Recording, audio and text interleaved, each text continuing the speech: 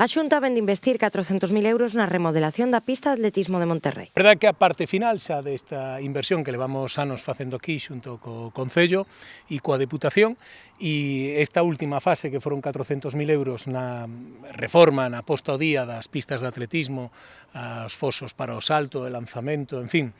todo relacionado co atletismo, que ademais xa foi homologado pola propia Federación Española e, polo tanto, contamos con dúas instalaciones de moito nivel, tanto esta como a pista cuberta en Ourense, para a práctica deportiva de atletismo, xa non digo en toda a provincia de Ourense, sino en toda Galicia, son as mellores instalacións que temos aquí. En conxunto, supón un investimento de 9 millóns de euros por parte do Goberno galego, no marco da colaboración coa Deputación Provincial, a que lle corresponde a execución das 3 fases pendentes do parque acuático. Estamos unha vez máis ante unha actuación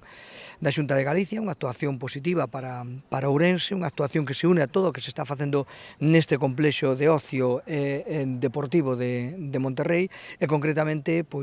nesta dándolle satisfacción a unha disciplina como é o atletismo, que realmente, o que decíamos, move moitísima xente. Así, de cara á campaña de verán, xa se licitou por case 1 millón de euros a xestión integral do recinto, coa previsión de contratar a máis de 70 persoas para os servizos de socorrismo, atención sanitaria, mantemento, limpeza, acceso, cafetería e equipo de supervisión.